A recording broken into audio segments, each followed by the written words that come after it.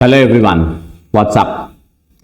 All preparing for the boards, right? And waiting for the one-shot videos, right? आज लेके आ गए हैं goodwill valuation का वन शॉट वीडियो जिसके अंदर all varieties of goodwill valuation cover करेंगे अपने इस वीडियो में and new ratio and sacrificing ratio का भी 1 घंटे के अंदर में दोनों टॉपिक का इन डिटेल एवरीथिंग एंड इसके बाद आप काउंसिल के लिए इन दो टॉपिक्स के बारे में फुल्ली प्रिपेयर्ड हो जाओगे covering important aspects on MCQs as well. तो एमसीक्यूज का वीडियोस अलग से डेफिनेटली आएगा, वीडियो को अंत तक जरूर से देखना, कॉपीज लेके बैठना, सारा सम्स करते रहना, खुद करने की कोशिश करना, कहीं कहीं वीडियो को पॉज करके खुद करना एंड देन वीडियो को प्ले करके चेक करना, तब जाके आपका कॉन्फिडेंस बढ़ेगा, सुपर बूस्टअप बढ़ जाएगा confidence. Try to do it yourself because अभी तक आपकी preparation I am sure full fledged हो चुकी है। It's just a one shot video, right? तो बेनिफिट तब मिलेगा जब आप वीडियो को पॉज करके ना कोई भी सम को जब स्क्रीन पे दिखा रहा हूं खुद सॉल्व करो उसको आप। क्लियर? एंड इस वीडियो को ज्यादा से ज्यादा अपने दोस्तों के साथ शेयर करना बिकॉज सबका भला होगा आई एम श्योर एंड सारे दोस्त आपको दुआएं जरूर से देंगे कि गुरु इतना फास्ट रिवीजन एक वन शॉट वीडियो में कभी नहीं हुआ है, ये तो जरूर आपको मिलेगा and do leave a comment in the comment section. Clear? Thank you. Let us start with the chapter now. Goodwill valuation वाले में अपने सबसे पहले सिंपल एवरेज प्रॉफिट मेथड होता है। सिंपल एवरेज प्रॉफिट मेथड में क्या करना होता है, जितना भी साल का प्रॉफिट दिया है, जितना एवरेज करने बोला है सबको प्लस, लॉस है तो माइनस हो जाएगा, divide by the number of years, we get the simple average profit multiplied by the number of years of purchase. लेकिन एवरेज करने से पहले प्रॉफिट्स में अगर कोई irregular non trading items of profit और लॉसेस है, non trading items of profit losses उनको एडजस्ट करना पड़ेगा। एडजस्ट करने का मतलब अगर कोई नॉन ट्रेडिंग इनकम है तो एवरेज करने से पहले उसको लेस करना होगा, नॉन ट्रेडिंग लॉस अगर है तो उसको एड बैक करना होगा। Non trading income is what basically profit on sale of fixed assets, profit on sale of investments, dividend income. Non operating losses में क्या है, loss on sale of fixed assets, loss by fire, कोई abnormal loss हो गया, कोई item जो record होना था नहीं हुआ, अंडरचार्ज डेप्रिसिएशन, ओवरचार्ज डेप्रिसिएशन, कुछ भी, उन सब के आइटम्स के इफेक्ट को पहले एलिमिनेट करना होगा अपने को। एलिमिनेट करने के बाद एवरेजिंग करेंगे, एवरेज करने के बाद number of years of purchase से मल्टीप्लाई, ये तो करते हैं। तो एक एग्जांपल अपने मैथ से ये शादी वाला सम, X purchased the business of Y from on 1st April 2019. For this purpose, goodwill is to be valued at 100% of the average annual profits of the last 4 years. The profits shown by X का business, by Y's business for the last 4 years were 31st March 16 में profit था 1 लाख। ये जो profit 1 lakh था, this was after debiting loss of stock by fire 50,000। इसका मतलब 2016 का अगर अपने प्रॉफिट लेंगे तो 2016 का प्रॉफिट कितना लेंगे, 1,50,000। 1 लाख में 50 ऐड कर देंगे। 2017 में लॉस था, मेक श्योर लॉस था, and it includes voluntary retirement compensation. Now voluntary retirement compensation employees को पे कर रहा है कि भैया ऑफर देते हैं कि तू अपनी मर्जी से रिटायर हो जाए, इतना रुपया ले ले और तू रिटायर हो जा। तो वो हमारे लिए एक्सपेंस हम लोग पीएल में डेबिट करके रखें। वो डेबिट करने के बाद उसको ये एक्सपेंस कंसिडर करने के बाद लॉस इतना था, तो ये भी नॉन ट्रेडिंग आइटम है, प्रॉफिट होता तो ऐड बैक करते, तो लॉस है, लॉस में से माइनस होगा। दैट मीन्स 2017 का लॉस हमारा कितना हो जाएगा, 70,000 लॉस हो जाएगा। या फिर आप इसको ये समझ सकते हो ना कि 150 तो नेगेटिव है, उसमें आप ऐड कर रहे हो 80, तो प्रॉफिट में ऐड करने बोले थे कि नॉन ट्रेडिंग आइटम को प्रॉफिट में ऐड करना है, लॉस है, नेगेटिव में आप प्लस कर रहे हो तो नेगेटिव बैलेंस कम हो गया हमारा।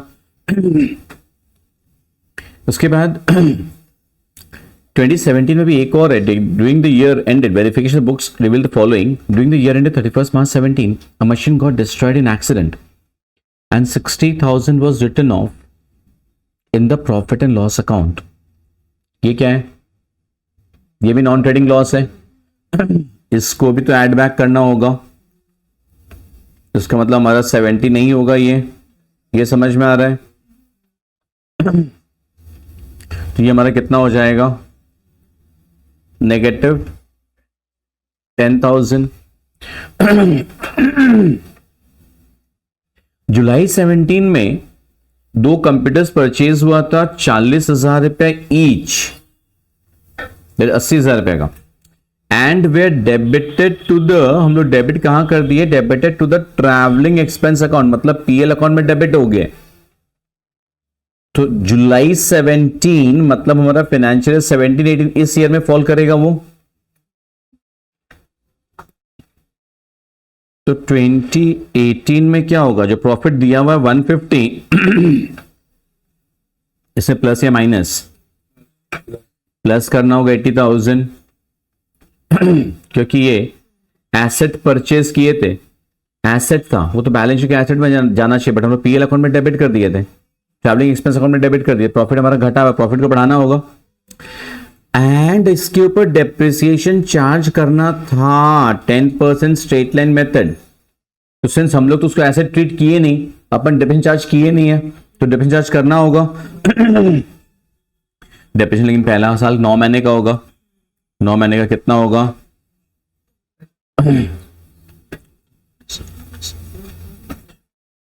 6,000 डेप्रिसिएशन आएगा, 80,000 इंटू 10% इंटू 9/12, हाँ है ना। So this would be how much, 224 शायद, प्लीज चेक।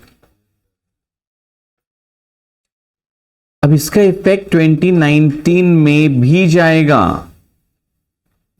2019 में क्या इफेक्ट जाएगा, 2019 का प्रॉफिट दिया हुआ है 2 लाख, जब जागो तभी सवेरा, आइए 2 लाख के ऊपर 20% डेप्रिसिएशन चार्ज करना होगा ना स्ट्रेट लाइन मेथड से।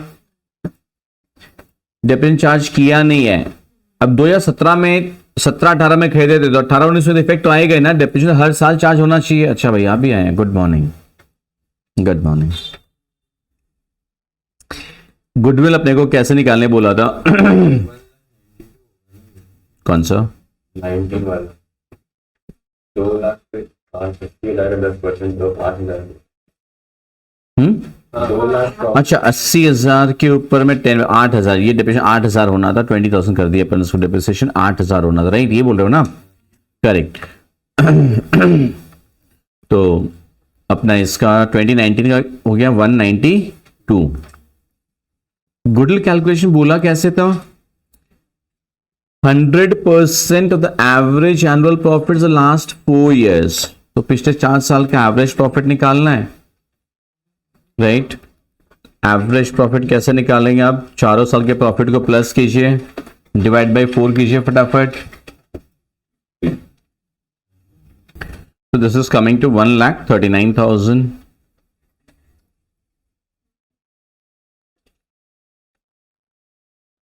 आई थिंक ये कॉन्सेप्ट क्लियर एकदम। नेक्स्ट एक और नेक्स्ट मेथड अपने को ध्यान में होगा अपना वेटेड एवरेज प्रॉफिट मेथड।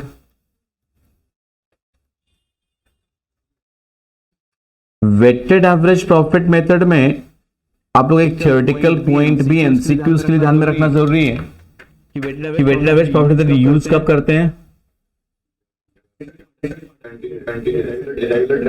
जब रेगुलर ट्रेंड होता है, असेंडिंग हो या डिसेंडिंग हो, when the profits are continuously either increasing और प्रॉफिट्स आर कंटिन्यूअसली डिक्रीजिंग, तब weighted average profit method use होता है। वेटेड एवरेज प्रॉफिट मेथड में करते हैं क्या, हर साल के प्रॉफिट को वेट असाइन करते हैं, सबसे पुराने वाले को 1, then 2, then 3, then 4, then 5 whatever, या फिर क्वेश्चन में अगर वेट्स मेंशन कर दे, प्लीज बी केयरफुल, क्वेश्चन में मेंशन कर दे। कई बार क्या होता है ना, क्वेश्चन में इस तरह का कभी कभी कर सकता है कि सपोज 2016, 17, 18, 19 4 साल का प्रॉफिट बोला है, ठीक है। वेट्स ना आपको इस तरह से बोल देगा। अभी बहुत इंपॉर्टेंट बता दो, इसमें होता क्या है, मिराज इफेक्ट होता है। हमको एग्जाम में ना ये 1 2 3 4 ही दिखेगा, जो अपने हमेशा से क्या करते आए हैं, 1 2 3 4 करते आए हैं। बट हो सकता है पार्टनर्स में आपस में अग्रीड हुआ था गुडविल वैल्यूएशन जब करना है तो एक साल को 1 देना है, कोई को 3 देना है, कोई को 2 देना है, कोई को 4 देना, आगे पीछे हो सकता है। Be careful while putting this, exam में कई बार क्या होता है ना, जैसे ना वेट्स मेंशन कर देता है, ठीक है, तो 1 2 3 4 5 मेंशन किया, यहाँ तक तो ठीक है, बट अगर 1 3 2 5 4 मेंशन कर दे तो आपको ये करना पड़ेगा, ये मतलब जो बोला वो करना पड़ेगा, मतलब जिस साल के प्रॉफिट को जितना वेट देने बोला अपने को वो देना पड़ेगा, पहली बात। दूसरे प्रैक्टिकल क्वेश्चंस में भले ही डेफिनेट ट्रेंड नहीं, अपवर्ड राइजिंग या डाउनवर्ड फॉलिंग कुछ नहीं है, बट क्वेश्चन बोल दिया वेटेड एवरेज फॉलो करना तो करना ही है। वो जो बोले थे कि कब फॉलो करते हैं, वेट असेंडिंग होने से या डिसेंडिंग होने से, कंटिन्यूअसली राइजिंग और फॉलिंग, वो तो थियोरेटिकल क्वेश्चन है, प्रैक्टिकल क्वेश्चन है, यहाँ पर ट्रेंड है एंड स्टिल वेटेड बोला तो करना ही पड़ेगा वेटेड। अच्छा, न्यूमेरिकल्स कुछ नहीं बोला तो अपने को मालूम है सबसे पुराने वाले को 1 then 2 then 3 then 4 then 5 and so on, clear.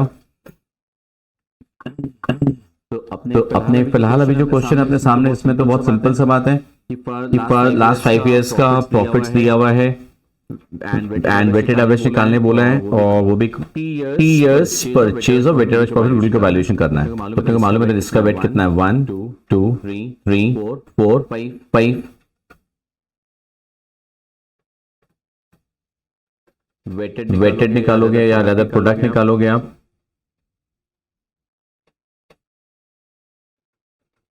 क्या करते हैं अपने जो प्रॉफिट है into the weights, profit multiplied by the weights.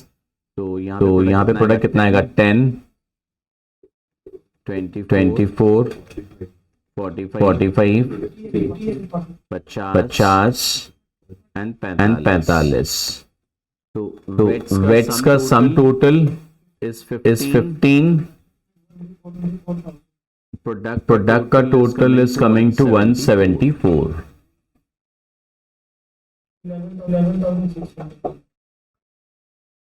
Weighted average profit हम लोग कैसे निकालते हैं, sum of the weight of the product divide by sum of the weights, that is 174 divided by 15, 11,600।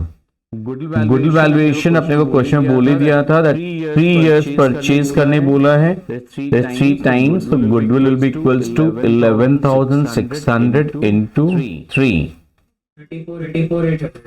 34,800। कोई दिक्कत नहीं है शायद इसमें तो।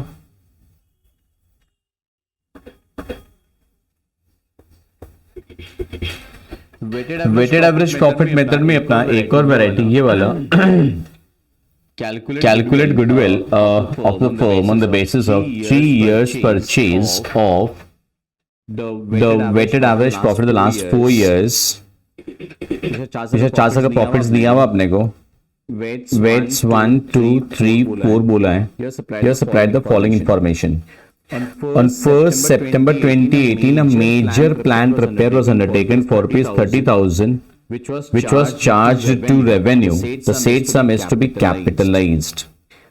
प्लांट एंड मशीनरी का कोई मेजर, कोई बड़ा रिपेयरिंग का काम कराते हैं, तो कोई मेजर रिपेयर्स होता है तो कैपिटल एक्सपेंडिचर होता है। क्लास 11 में कैपिटल एक्सपेंडिचर, रेवेन्यू एक्सपेंडिचर पढ़े थे, यहाँ पे बोला है कि उस अमाउंट को कैपिटलाइज करना, बट हम लोग उसको क्या ट्रीट कर लिए थे, हम लोग उसको चार्ज टू रेवेन्यू मतलब हम लोग उसको प्रॉफिट एंड लॉस अकाउंट में चार्ज कर दिए थे, हम लोग उसको एक्सपेंस बोल के ट्रीट कर लिए थे। इसका मतलब क्लियर, इस अमाउंट को कैपिटलाइज करना for goodwill calculation subject to adjustment of depreciation 10% पर annum on the reducing balance method. 1 सितंबर 2018 मतलब इस साल हुआ था, तो डेप्रिसिएशन इफेक्ट तो नेक्स्ट ईयर भी जाएगा। ये मालूम है दैट 30,000 को क्या करना होगा, 2018 में ऐड करना होगा डेप्रिसिएशन, लेकिन दोनों साल माइनस होगा। क्लोजिंग स्टॉक 2017 का ओवर वैल्यूड है, 2017 वाले ईयर में क्लोजिंग स्टॉक ओवर वैल्यूड था, तो उसका इफेक्ट प्रॉफिट पे क्या पड़ेगा, प्रॉफिट बढ़ा हुआ है, क्लोजिंग स्टॉक ज्यादा है मतलब प्रॉफिट बढ़ा हुआ है, तो क्या करना पड़ेगा, minus closing stock trading account के क्रेडिट साइड में आता है, क्लोजिंग स्टॉक ज्यादा है मतलब प्रॉफिट ज्यादा है, तो माइनस करना होगा। एंड मालूम है ना, याद है इसका इफेक्ट 1 साल और जाएगा, अगले साल भी जाएगा, तो 1 साल का क्लोजिंग स्टॉक, अगले साल का ओपनिंग स्टॉक ज्यादा है तो प्रॉफिट घटा हुआ है, तो 2018 के प्रॉफिट में ऐड करना होगा। and to cover management costs an annual charge of 24,000 should be made for purpose of goodwill valuation. मतलब हर साल एनुअल चार्ज हर साल के प्रॉफिट में से कितना माइनस करना है 26,000. तो पहले तो अपने को प्रॉफिट्स को ठीक करना होगा, याद होगा 2016, 2017, 2018, 2019.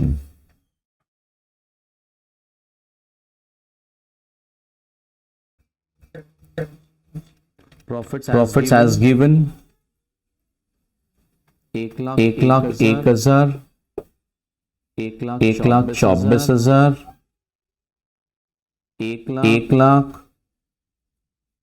1,50,000.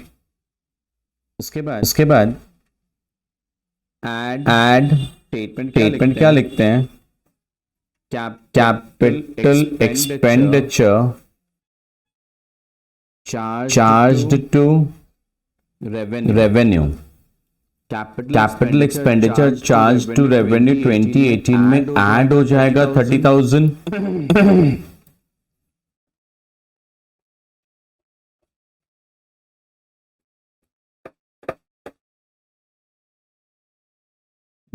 Depreciation on the above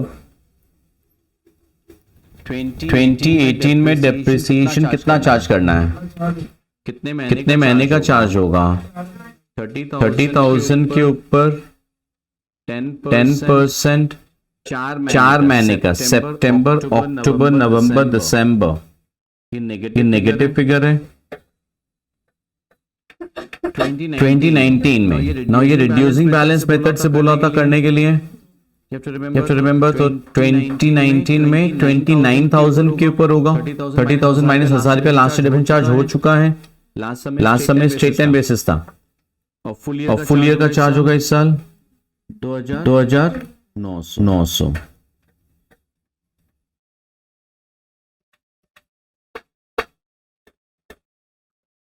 closing stock over valued.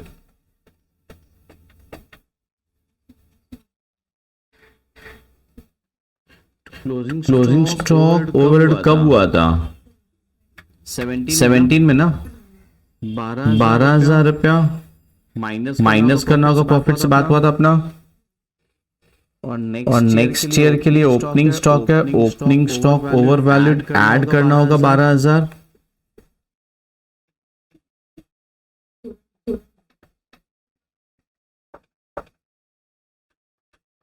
Management expenses हर साल के प्रॉफिट से माइनस कितना करने बोला है?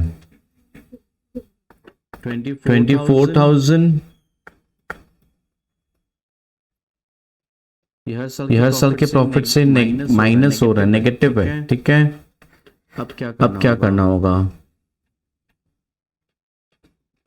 अब पहले इन सबका बैलेंस निकालना होगा, कितना क्या बच रहा है. There is 77,000. This is 88,000.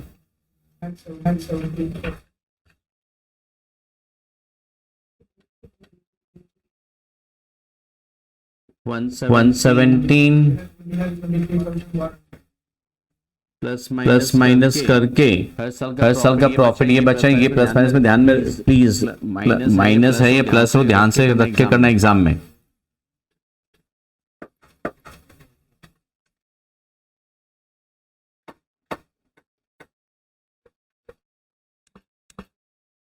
Weighted average करने के लिए एडजस्टेड प्रॉफिट्स को लेते हैं. मतलब अब जो प्रॉफिट्स आया एडजस्ट करके वेट्स उस पे अप्लाई करना है.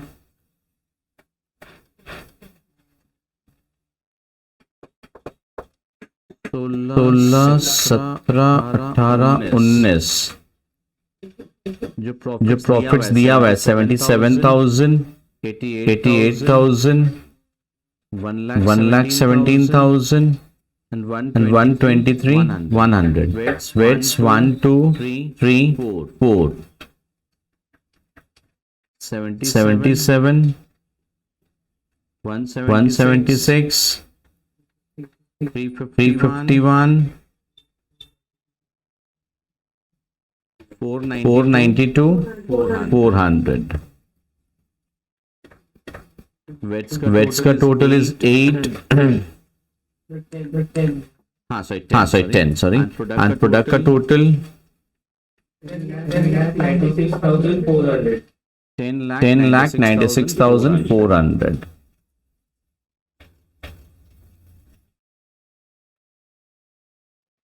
weighted average profit 10,96,400 divided by 10 10,96,400 goodwill valuation 3 years purchase बोला था शायद 10,96,400 into 3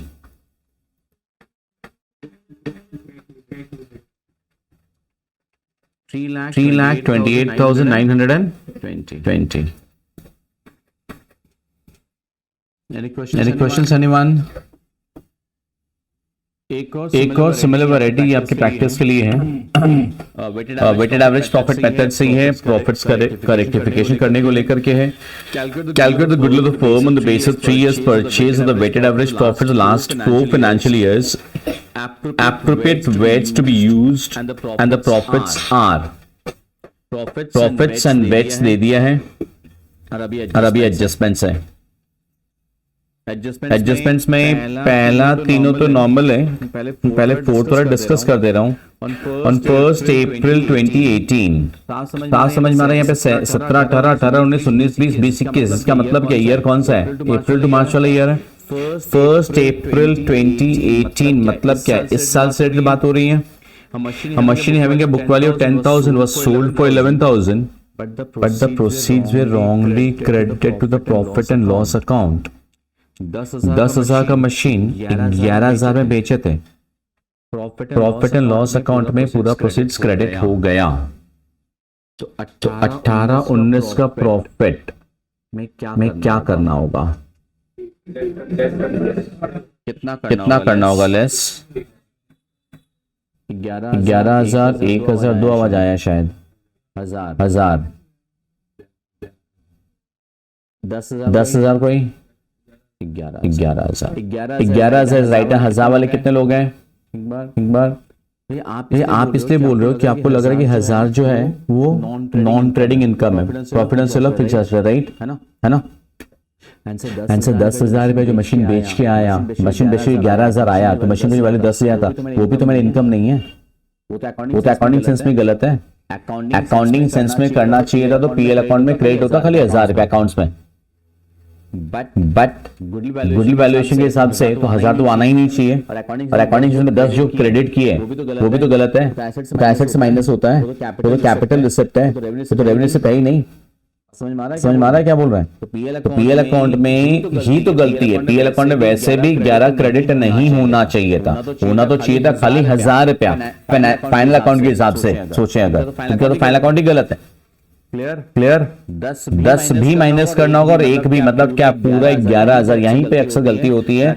यार कई बार लोग क्या करते हैं यहाँ पे 11 नहीं खाली 1,000 माइनस कर देते याद आ रहा अपने क्लास में किए थे ये पूरा माइनस कितना करना होगा 11 उसके बाद डेप्रिसिएशन का इफेक्ट आएगा हर साल ये लोग डेप्रिसिएशन चार्ज करते गया होगा 18-19 में भी 19-20 में भी 20-21 ये लोग चार्ज किया बिकॉज ये तो मशीन से माइनस किया नहीं है तो मशीन के ऊपर 10,000 रुपया के पहला साल 1,000 नेक्स्ट ईयर 900 और नेक्स्ट ईयर 810 ये लोग डेप्रिसिएशन चार्ज कर चुका है एड बैक करना होगा इस बार क्योंकि मशीन को लोग बुक से हटाया नहीं मशीन अकाउंट तो डेबिट ही पड़ा है मशीन अकाउंट तो बैलेंस शीट में एज इट इज पड़ा है ये लोग तो पूरा पीएल में क्रेडिट कर दिया तो मशीनरी का लेजर अकाउंट से कम हुआ नहीं तो इसका मतलब क्या है 10,000 के डेबिट चार्ज होते गया तीनों साल क्योंकि होना नहीं चाहिए था तो डेबिट को क्या करना पड़ेगा एड बैक करना होगा क्लियर तो पहले खुद सॉल्व करो इसको पहले डू इट योरसेल्फ यही किए हो ना प्रॉफिट्स के लिए 1,01,000 1,24 1,01,40 दिया हुआ था 30,000 1st December 2019 तो 19-20 वाले ईयर में फॉल करेगा 30,000 इसमें ऐड 1,000 रुपए उसके बाद डेप्रिसिएशन चार्ज किया हुआ नहीं माइनस करना होगा नेक्स्ट ईयर 2,900 ये तो सेम था लास्ट सम के जैसे ही था रिड्यूसिंग बैलेंस मेथड पे था क्लोजिंग स्टॉक ओवर वैल्यूटा 31 मार्च 19 का, तो 18-19 का प्रॉफिट बढ़ा हुआ है, लेस करना होगा। नेक्स्ट ईयर का ओपनिंग स्टॉक बढ़ा हुआ है, प्रॉफिट में ऐड करना होगा। मैनेजमेंट एक्सपेंस 24 माइनस करना होगा। 11,000 रुपया 18-19 में ऐड होगा, सॉरी लेस होगा, और उसके डेप्रिसिएशन जो चार्ज हो गया वो माइनस होगा, सॉरी ऐड बैक हो जाएगा वो। ये सब करने के बाद अब आप लोग का प्रॉफिट्स कितना कितना आया है बताइए।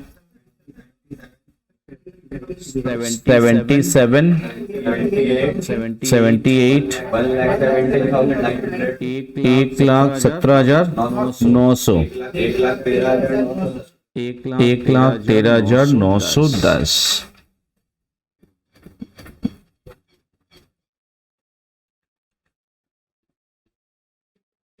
Year profits, weights and product भी कर लिए होंगे शायद आप लोग। तो 77,117,900 जिनसे नहीं वो चेक कर लो फटाफट। वेट्स 1 2 3 4 ही बोला है, बोला नहीं अपने को करना है। Product 77,000, 1,56,000, 353, 700, 455, 640. Sum of the bets is 10 total, 1042, 340.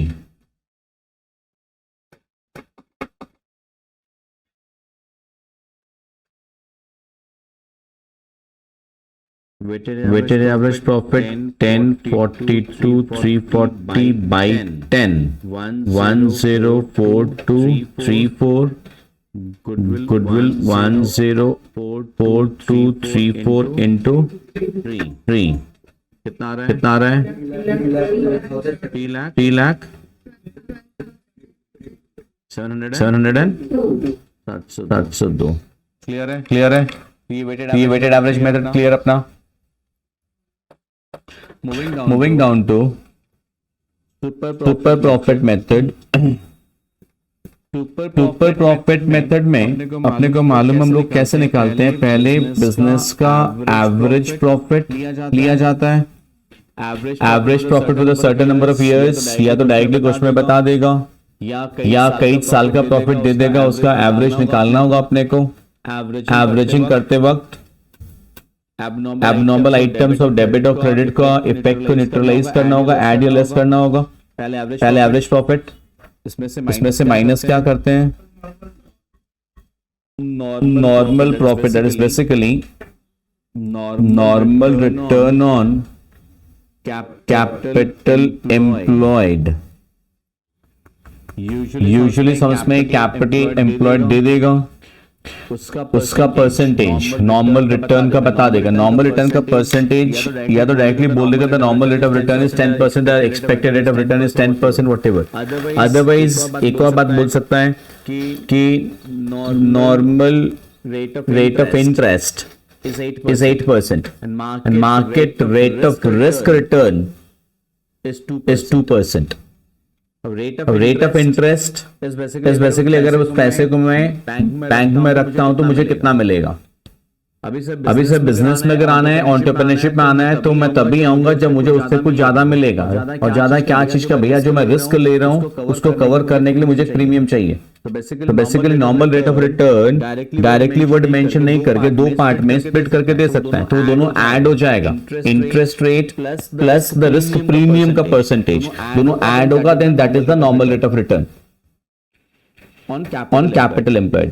Capital employed अगर नहीं देता है directly capital employed for goodwill calculation, we are not talking with respect to ratio analysis, वहां भी कैपिटल एम्प्लॉयड निकालते थे, वहां पे मतलब अलग है, गुडविल कैलकुलेशन के लिए मतलब अलग है। कैपिटल एम्प्लॉयड दो अप्रोच है। अगर हम लायबिलिटीज अप्रोच से सोचते हैं, लायबिलिटीज अप्रोच से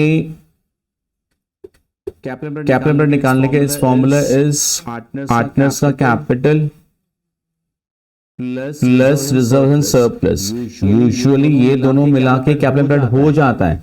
हाउएवर अगर बैलेंस शीट के एसेट साइड में गुडविल है ऑलरेडी, वो गुडविल माइनस होगा।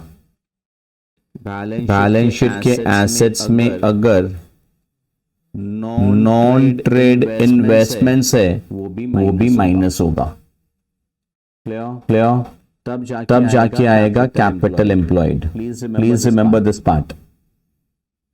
अगर गुडविल कैलकुलेशन के सम्स में कैपिटल एम्प्लॉयड डायरेक्टली नहीं दे, मान लो बैलेंस शीट दे दी आपको पार्टनर्स का, वेरी हाई चांस है दे सकता है, तो capital plus reserve and surplus. Reserve and surplus में मालूम ही है कि अगर कोई नेगेटिव बैलेंसेस है, एडवर्टाइजमेंट सस्पेंस एसेट साइड में है, पीएल अकाउंट का डेबिट बैलेंस है, तो वो क्या होगा?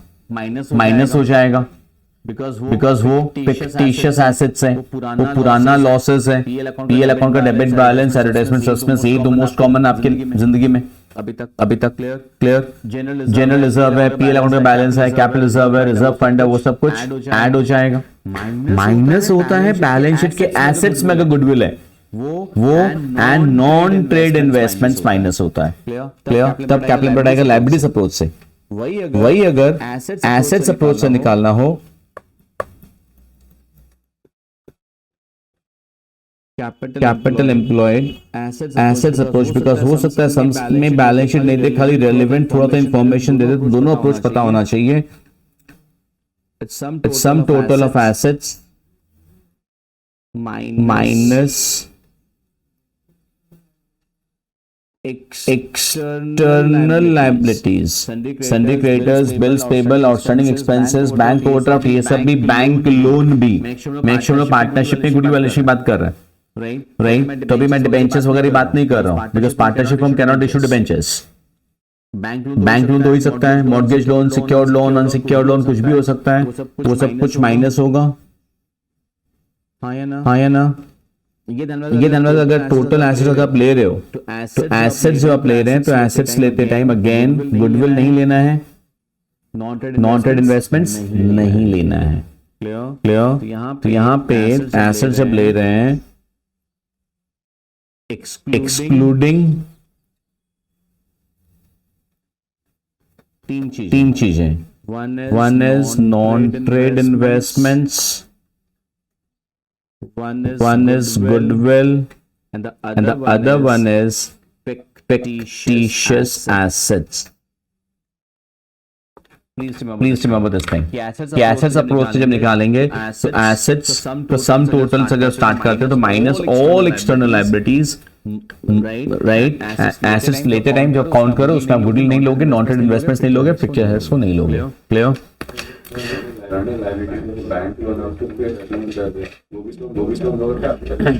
वो रेशियो एनालिसिस के लिए कैपिटल का पार्ट है वो, बट यहाँ पे बिजनेस का ओन्ड फंड्स नहीं है। यहाँ बेसिकली आप देखो तो किसको ले रहे हैं हम लोग? कैपिटल प्लस, आप लायबिलिटी अप्रोच को इसलिए मैंने पहले समझाया था सर। अब क्या ले रहे हो? कैपिटल एंड रिजर्व सरप्लस ले रहे हो खाली आप। You are not adding here loan. Add loan add किया आपने यहाँ पे? नहीं लिया ना। सिर्फ internal. Clear? So goodwill calculation के लिए it's not, I am not again with respect to ratio analysis, right? Ratio की बात नहीं कर रहा हूं, रेशियो में उसको लेते हैं, रेशियो को लेते हैं। क्लियर? सो एवरेज प्रॉफिट समझ में आएगी। एवरेज प्रॉफिट कैसे करते हैं? नॉर्मल है, जैसे सिंपल एवरेज में कर रहे थे, वेटेड एवरेज में कर रहे थे, वही average profit minus normal return on capital employed. ये जो आएगा नॉर्मली यही सुपर प्रॉफिट कहलाता है। हाउएवर क्वेश्चन में अगर रहता है remuneration to partners, managerial remuneration to partners बोल के कुछ मेंशन कर दे कि पार्टनर्स कितना रेम्युनरेशन कंसीडर करना है, तो वो भी कंसीडर करेंगे। उसके बाद जो आता है that is called super profit. And goodwill मालूम ही है, goodwill is what? Super profit into number of years purchase. Clear? Listen, so इसमें एक सबसे पहले ये अलग करते हैं अपने, average profit expected in future by ABC firm 36,000 per year. आपको याद होगा पहले बताए थे एक्चुअली गुडविल वैल्यूएशन एफएमपी पे डिपेंड करता है, फ्यूचर मेंटेनेबल प्रॉफिट्स पे डिपेंड करता है। फ्यूचर बोल के कुछ और घबराना मत। 36,000 प्रॉफिट है, एवरेज कैपिटल एम्प्लॉयड दिया हुआ है 2 lakh, rate of return expected on capital employed in this class of business 10%। Right. एक बात और ध्यान में रखना कि गुडविल वैल्यूएशन जब करते हैं ना, तो ये जो हम लोग कैपिटल एम्प्लॉयड लेते हैं ना, कैपिटल एम्प्लॉयड, अगर रेलेवेंट इंफॉर्मेशन हमेशा होता है तो ये जो हम लोग करते हैं normal return on capital employed, actually this is normal return on average capital employed. Average capital employed is actually average of opening and closing. अगर ओपनिंग कैपिटल एम्प्लॉयड भी रहता है, क्लोजिंग कैपिटल एम्प्लॉयड भी रहता है, तो गुडविल कैलकुलेशन करते हैं नॉर्मल रिटर्न किस पे लेंगे आप, एवरेज पे लेंगे हमेशा। ये ध्यान में रखिएगा। तो normal return on average capital employed, ये बहुत टेक्निकल पॉइंट्स है, ये ध्यान में रखना अपने को। ये माइन्यूट पॉइंट्स है, बिकॉज़ बाकी तो सब कुछ आता ही है। अभी लास्ट मोमेंट हम लोग रिवीजन करे, खाली वन शॉट रिवीजन के लिए बैठे हैं। तो ये ध्यान में रखना यहाँ पे average capital employed always, and average is what, वो भी नोट कर लोगे। Average capital employed is opening capital employed plus closing capital employed divided by 2। इसका और भी 2-3 फॉर्मूलाज मेथड्स होता है, बट एनीवेज अपने लिए इतना काफी है, इससे बाहर और ज्यादा नहीं आएगा। आएगा भी तो इससे ज्यादा और कुछ नहीं आएगा। राइट। अब ये जो पॉइंट्स है ना, ये जो लोग सो रहे हैं उन्हें समझ में आ रहा है, जो लोग सोते हैं ये पॉइंट्स मिस हो जाते हैं। जैसे लास्ट से कल सो रहे थे वैसे बता रहे हैं, ये की पॉइंट्स है। देखो बाकी तो आता है मेथड अपने को, बट क्या आ रहा है, trade investment non trade investment बहुत दिन तक पूछ रहे थे, कुछ याद आ रहा है, क्लास में पूछते थे, वो सारे समराइज करके बैठा हूँ। सो क्लासेस में सोने की कोशिश ना करें यार, घर में सोने की कोशिश ना करें, क्लास में आ जाया करें। यहाँ पे भी जगह रहे। Better. The rate of return expected capital interest of business 10%.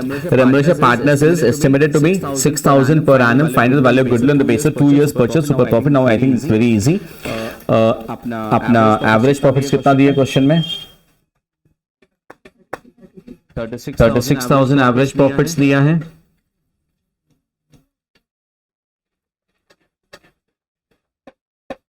पीछे वाला वो दिख रहा है ना, normal return on capital employed 2 lakh का कितना परसेंट, 10%, बच्चा 16,000 माइनस रेम्युनरेशन 6,000।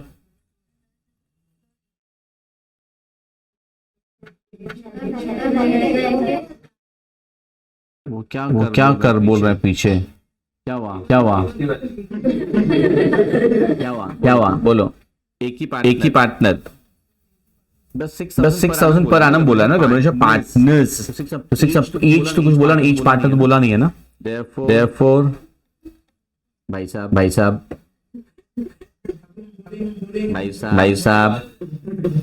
आप शांत रहें, नहीं तो अब हमें फायर ब्रिगेड बुलानी पड़ेगी। 20,000 क्लियर।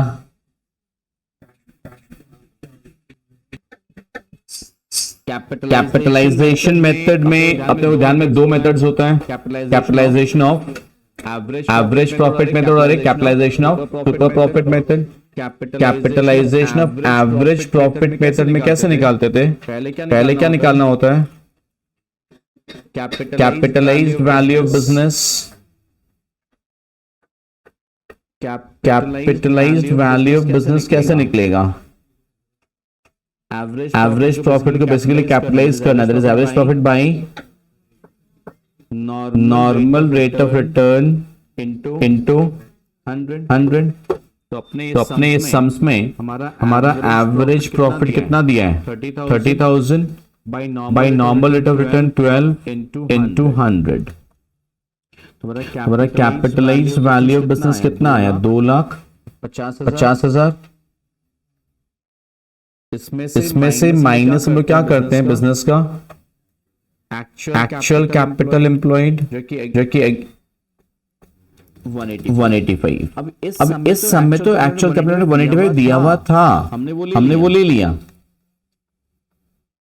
बट अगर नहीं दिया हुआ रहता तो कैलकुलेट करना पड़ता अपने को, जो मेथड अभी सीखे हम लोग, जो बताएं। क्लियर। एंड ये भी ध्यान में रखना, यहाँ जब कैपिटल एम्प्लॉयड माइनस करते हैं ना, ये क्लोजिंग कैपिटल एम्प्लॉयड माइनस होता है, यहाँ एवरेज नहीं माइनस होता है। सुपर प्रॉफिट निकालने के लिए जो करते हैं उसमें एवरेज होता है, एवरेज कैपिटल एम्प्लॉयड का नॉर्मल रेट ऑफ रिटर्न निकालते हैं। बट यहां हम लोग जब माइनस कर रहे हैं, this is actual capital employed, वो भी at the end of the year वाला, क्लोजिंग वाला। क्लियर, दैट्स अ की पॉइंट। यहीं पे मिस्टेक होने का कंफ्यूजन डर रहा था कि कौन सा लेना है।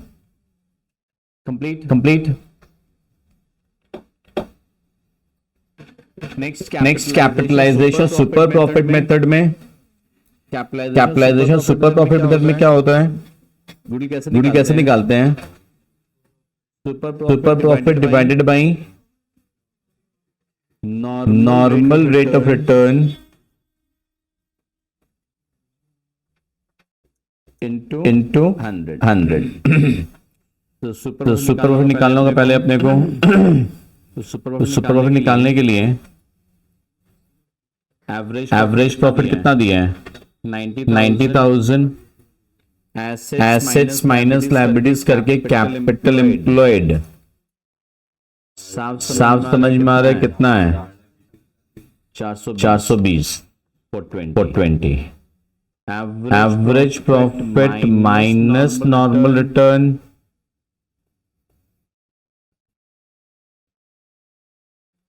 for 20 into 15%, that is how much? 63। कितना आया? 27,000। ये सुपर प्रॉफिट है। Super profit 27,000 bye normal rate of return into 100। कितना गुडी का value?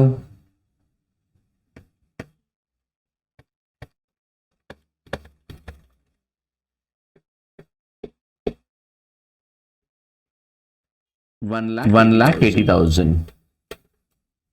That easy. The first sum. Try solving this sum. New ratio and sacrificing ratio मालूम है that sacrificing ratio use कहाँ होता है? Sacrificing ratio का use कहाँ होता है पहले बताइए। Admission ऑफ अ टाइम में कहाँ sacrificing ratio यूज कहाँ होता है? Goodwill. Enough to appropriate the premium for goodwill among the old partners. Clear? Whether premium लाया है तो भी वही काम आएगा, नहीं लाया है तो भी sacrificing ratio काम आता है। Clear? Sacrificing ratio का फॉर्मूला मालूम ही है, old ratio minus the new ratio, but उसमें न्यूमेरिकल कैलकुलेशन में बहुत ज्यादा झमेला होता है, बहुत सारी वैरायटीज है कि सैक्रिफाइस कौन कैसे करे, उसको लेकर के सिलेक्टेड एग्जांपल्स अपना। सबसे पहले बहुत कॉमन वाला, एक तो बहुत सिंपल सा। अच्छा एक बात तो मालूम है ना, दैट अगर एक पार्टनर के आने के बाद पुराने पार्टनर्स का आपस का रेशियो क्या है, कुछ नहीं बोला रहे, तो सैक्रिफाइसिंग रेशियो वही रहेगा जो ओल्ड रेशियो था। जैसे यहाँ पे ए और बी का रेशियो दिया हुआ है, C R 10% share of future profits के लिए। अब अगर इसमें कोई एमसीक्यू आ जाता एंड बोल देता कि भैया find out the sacrificing ratio, short question, तो सैक्रिफाइसिंग रेशियो क्या रहेगा? 3:1 ही रहेगा, because C 10% share of profit के लिए आया है। क्लियर? लेकिन उसके आने के बाद ए और बी का आपस का रेशियो तो कुछ बोला ही नहीं अपने को, खत्म। सो अब अपने न्यू रेशियो कैसे निकालेंगे इसमें? सिंस सी का share is 10%, that is 1/10, therefore remaining share is equals to 1 minus 1/10, that is 9/10। अब इस 9/10 को हम लोग क्या करते हैं, ओल्ड पार्टनर्स में डिवाइड करते हैं ना, therefore A's share is equals to 9/10 into what? 3/4, because 3:1 है। This is 27/40. B's share 9/10 into 1/4. That is 9/40. So new ratio therefore क्या आ जाएगा? 27/40 is to 9/40 is to 1/10. That is 27 is to 9 is to 4. Clear? ये था one most simple variety अपना.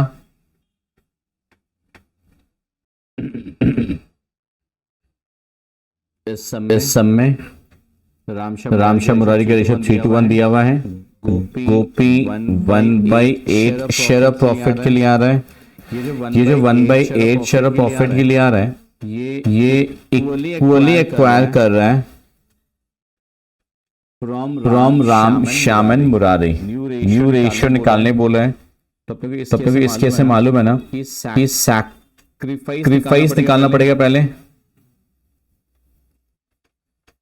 Sacrifice by Ram का sacrifice 1/8 का 1/3. ये तीनों जने राम श्याम मुरारी एवरीवन तीनों पार्टनर्स सैक्रिफाइस 1/24 करके कर रहे हैं. सैक्रिफाइस पहले निकालना पड़ेगा क्योंकि ऐसे केस में न्यू रेशियो कैसे निकालेंगे? Old minus the sacrifice. Old share minus the share of sacrifice. So sacrifice by Ram, Sham and Murari तीनों का sacrifice सेम 1/24 आएगा क्योंकि इक्वली है.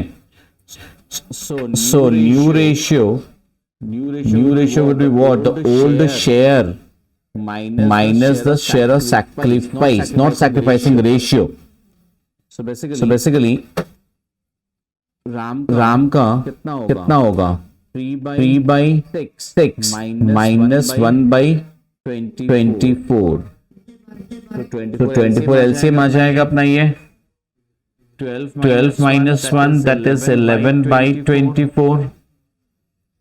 शाम का 2/6 minus 1/24. So this is 8 minus 1 7/24. and Murari का 1/6 minus 1/24. that is 3/24. गोपी का share is 1/8. 1/8 is nothing but 3/24. So अपना finally अपना answer is 11:7:3:3. 11:7:3:3. No questions.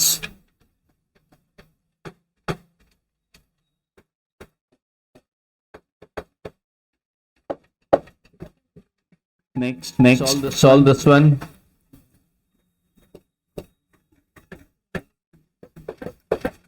Try solving the sum. Solve 1/24 वो राम से ले रहे हैं. वो आ रहा है भले ही 1/6 शेयर के लिए. 1/6 को दो पार्ट में 1/24 and 1/8. 1/24 and 1/8 मिला के कितना होता है? Obviously this is 1/6. 3 plus 1 is 1/6 total. क्या मतलब ये उसी का ही दो पार्ट है. ये ध्यान में रखना होता है कि उसी का ही 1/6 का ही दो हिस्सा है. तो यहाँ पे बहुत सिंपल डायरेक्ट दिया हुआ है सैक्रिफाइस बाई. हम लोग लास्ट सम में जो निकाल रहे थे कि सैक्रिफाइस बाई, ये जो पोर्शन निकालना पड़ा अपने को कि 1/24 1/24 1/24 ये बेसिकली निकाल के दिया हुआ है. तो अपने को सिर्फ क्या करना है? ये वाला स्टेप करना है खाली. क्लियर? So क्या आएगा इन लोगों का? 7/12 minus 1/24 राम का न्यू शेयर कितना आएगा? 13/24. शाम का 5/12 minus 1/8 7/24. मोहन का it is 1/6 that is 4/24. So 13:7:4 is the new ratio. कोई दिक्कत नहीं.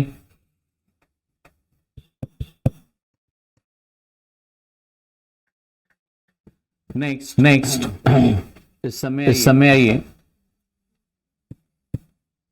रत्ना एंड ऋषा पार्टनर्स का रेशियो दिया हुआ है 2:1. They admit Rama into partnership, giving a 1/5 share in the profits which she acquires from Ratna and Richa in the ratio of 1:2. अब ये sacrificing ratio है. It's not a sacrifice by Ratna and Risha but it is a sacrificing ratio. 1/5 का दो हिस्सा, 1/3 and 2/3, 1/3 of 1/5 Ratna देगा. That is यहाँ पे again अपने को निकालना पड़ेगा सैक्रिफाइस बाय रत्ना. कितना होगा 1/5 का 1/3, that is 1/15 and sacrifice by Richa. अगर मालूम है ना तर अगर यही गलत हो जाए रेशियो अपना तो लॉन्ग सम्स भी अपना पूरा गलत हो जाएगा. जर्नलिस्ट भी गलत, पार्टनर्स कैपिटल भी गलत, बैलेंस शीट भी गलत फिर अपना. into 2/3 that is 2/15. अब न्यू रेशियो निकालना है. न्यू रेशियो रत्ना का वुड बी 2/3. ओल्ड रेशियो था, old ratio minus the sacrifice कितना आएगा?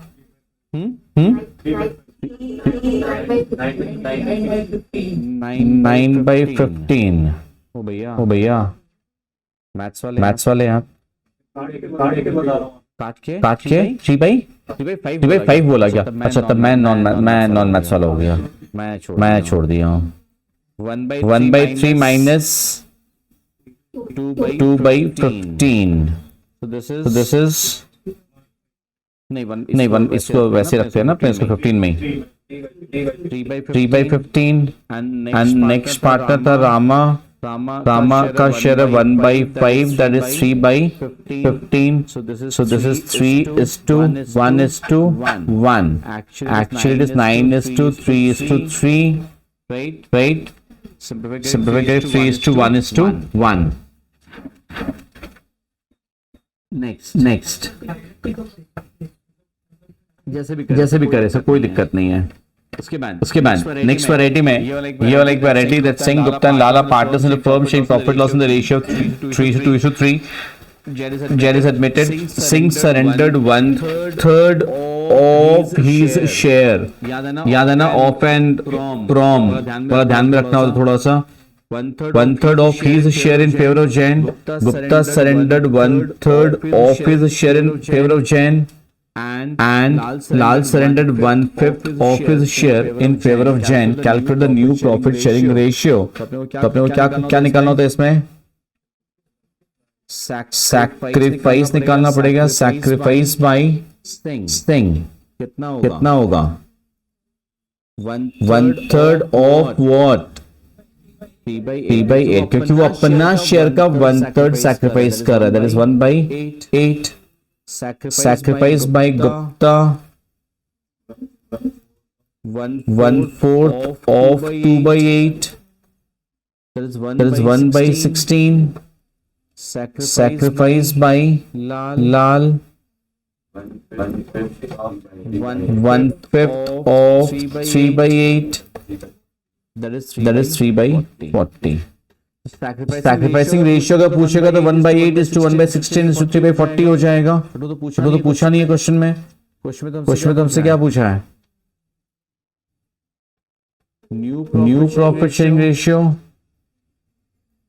सिंह का ओल्ड था 3/8 minus the sacrifice that is 2/8. Gupta का 2/8 minus 1/16 कितना आएगा? 3/16. लाल का 3/8 minus 3/40 12/40. एंड जो नया वाला पार्टनर है उसका जैन का रेशियो क्या होगा? ये लोग जितना सैक्रिफाइस किया है वो उसका शेयर का मतलब क्या? तीनों को प्लस कर देना है. कितना आएगा एलसीएम? 21/80। तो अगर सबको 80 में कन्वर्ट कर दे अगर अपने, तो ये हमारा हो रहा है 20, ये हमारा हो रहा है 15, ये होगा 24, ये 21। हमारा रेशियो अल्टीमेटली 20:15:24:21।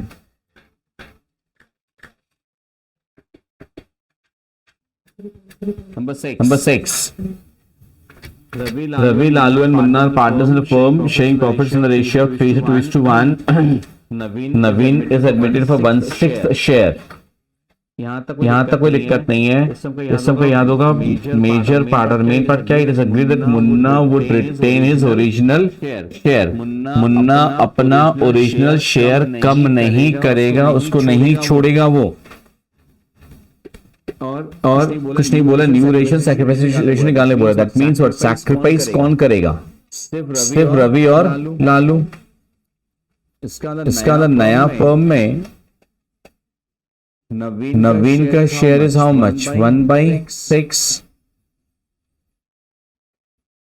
मुन्ना का शेयर भी कितना रहेगा? 1/6। Therefore, total share of Naveen plus Munna कितना हो गया? 2/6।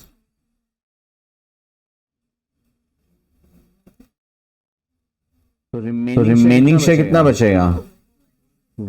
1 माइनस 2/6, दैट इज 4/6। यार ओल्ड रेशियो था 3:2:1, उसमें से इसका तो हो गया, मुन्ना का तो कंप्लीट। अब जो बचा हमारा रिमेनिंग शेयर, ये रिमेनिंग शेयर किसमें किसे बांटना होगा अपने को? रवि और लालू में। That means therefore share of Ravi का शेयर कितना होगा? 4/6 into 3/5। Please understand this thing. 4/6 into 3/5, that is 12/30।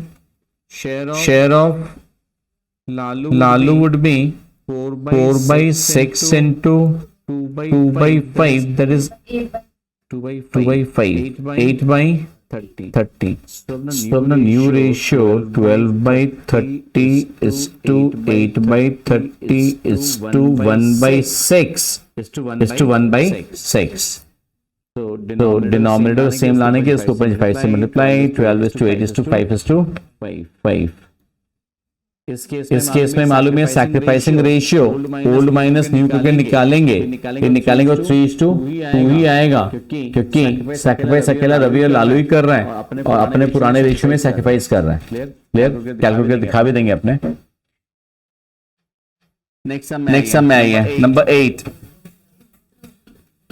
Sir ये नेक्स्ट सम अपना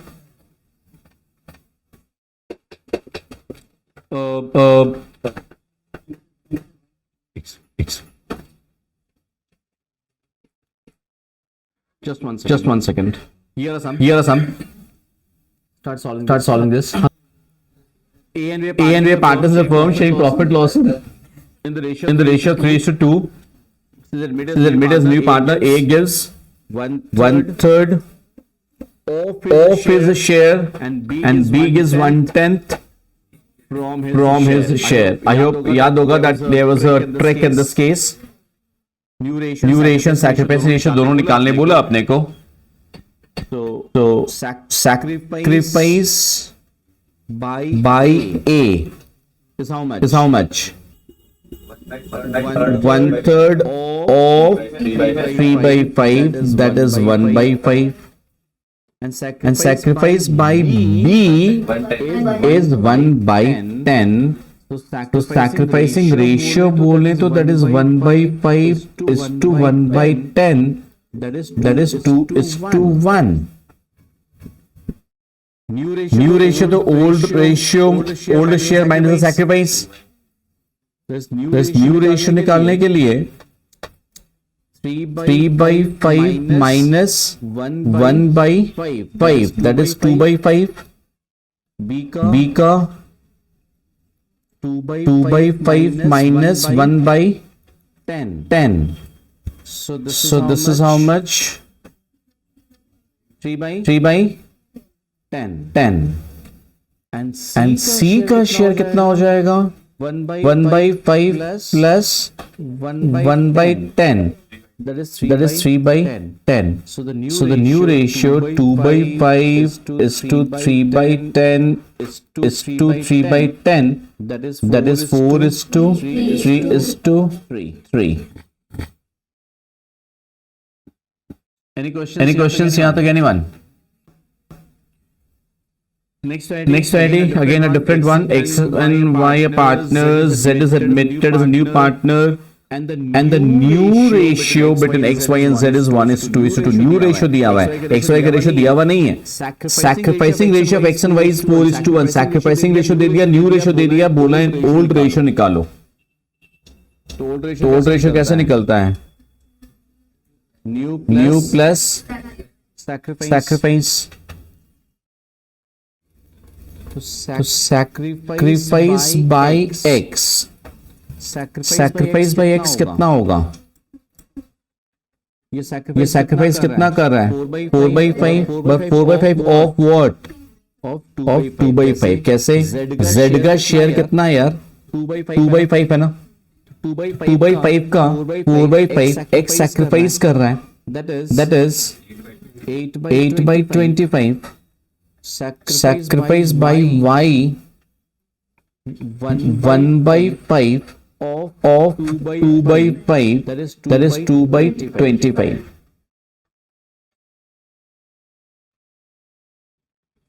ओल्ड रेशियो निकालने बोला है यार. X का न्यू शेयर कितना है? 1 by 5 है ना? Because 1:2 है तो 1 by 5 प्लस सैक्रिफाइस कितना किया है वो? 8 by 25. So this is how much? 13 by 25 आया. Y का new share is 2 by 5 plus sacrifice is 2 by 25. 12 by 25. The old ratio was 13:12. बस अपने MCQs में भी ये सब का एप्लीकेशन आ सकता है. लॉन्ग क्वेश्चंस में तो क्या डेफिनेटली है ही. एडमिशन का लॉन्ग सम्स में तो short questions I mean MCQs में भी आ सकता है. इसलिए सारी वैरायटीज कवर करनी जरूरी है. हो गया ना? नेक्स्ट एक और ABCD पार्टनर्स, उनका रेशियो दिया हुआ है 36, 24, 20, 20. Each joins a firm for 20% share, मतलब 1 by 5. ABCD का रेशियो होगा 3:4:2:1. ABCD will share future profit losses among themselves in the ratio of 3:4:2. ये न्यू रेशियो नहीं है, ये खाली ABCD आपस में शेयर करेगा. ई का रेशियो दिया 20%. अपने को तो न्यू रेशियो निकालना है. साफ समझ में आ रहा है कि बोलना क्या चाहता है? दैट ई 20% शेयर के लिए है. That is 1 by 5. Remaining share जो बच्चा वो कितना है? 4 by 5. इस 4 by 5 को वो लोग इस रेशियो में शेयर करेगा. That means therefore share of A, नया फर्म में A का शेयर कितना होगा? 4 by 5 into 3 by 10. कहने का मतलब ये जो रिमेनिंग शेयर बचा उसको इस रेशियो में शेयर करेगा. That is 12 by 50. Share of B 4 by 5 into 4 by 10. 16 by 50. Share of C 4 by 5 into 2 by 10. That is 8 by 50. Share of D 4 by 5 into 1 by 10. That is 4 by 50. E का share मालूम ही है 1 by 5. That is 10 by 50. तो new ratio क्या आ जाएगा? 12 is to 16 is to 8 is to 4 is to 10.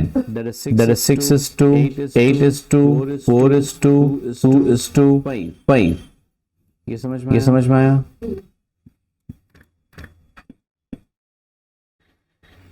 Okay, next sum में X, Y and Z are partners in a firm sharing profit and loss in the ratio of 9 is to 6 is to 5. W is admitted as a new partner for 1/4 share of profit. Y sacrifices 1/10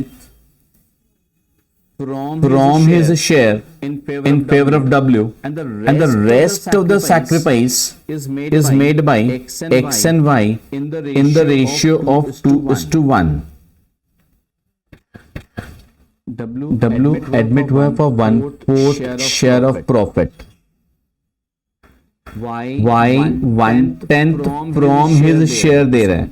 W जो new partner है उसका share कितना बता दिया 1/4, लेकिन Y कितना दे रहा है 1/10 from his share, and the rest of the sacrifice is made by X and Y in the ratio of 2 is to 1. कैसे करेंगे ऐसे सम्स को? W share is 1/4. अब इसमें sacrifice by Y is 1/10. Therefore remaining share किसका? Of W. Remaining share of W निकालना होगा 1/4 minus 1/10. कितना हो रहा है ये? 3/20. ये जो 3/20 है ये X और Y देगा in the ratio of 2 is to 1. ये समझ में आ रहा है? So therefore sacrifice by X कितना होगा?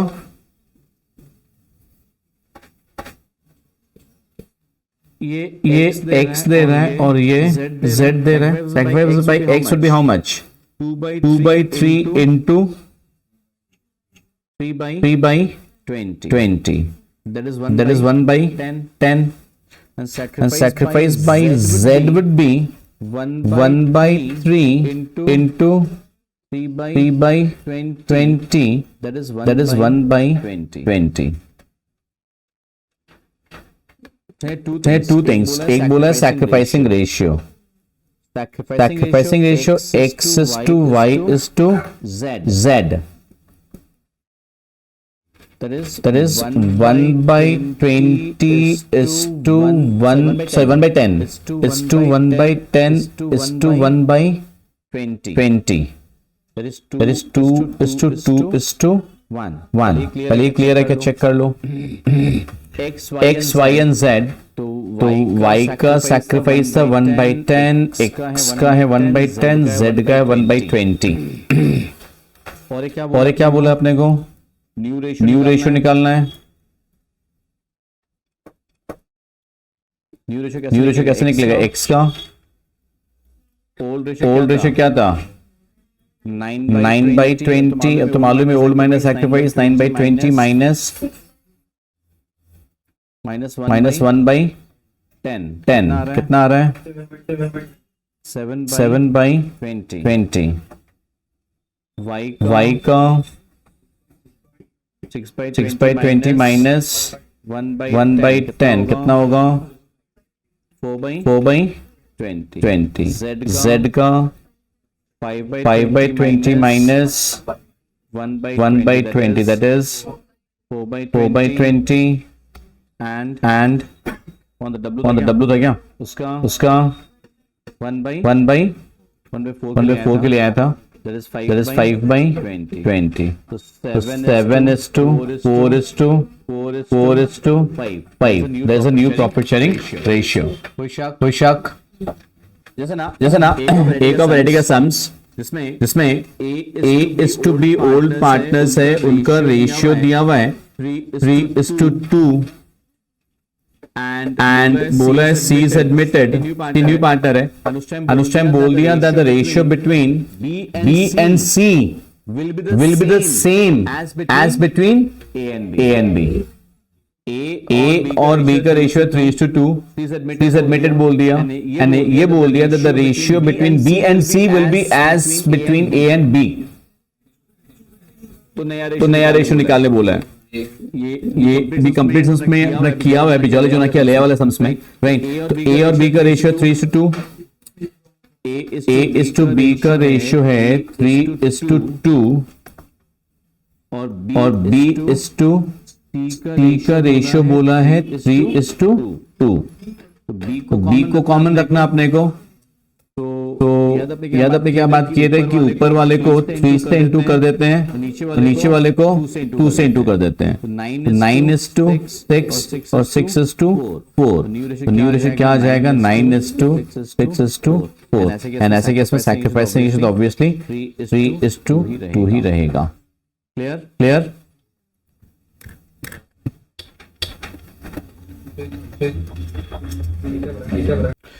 So ये था आज का अपना one shot on valuation of goodwill and new ratio and sacrificing ratio. इस एक वीडियो के अंदर में जितना वैरायटीज हो सकता है पॉसिबल कवर करने की कोशिश की आपके लिए, right. All the best for your preparations of the boards. Wish you all the best. Do not forget to share the video with your friends. Do like and subscribe to the channel. Like the videos and subscribe to the channel and wait for the CA Foundation videos. Do enroll at the earliest for online and offline classes of CA Foundation. Thank you so much.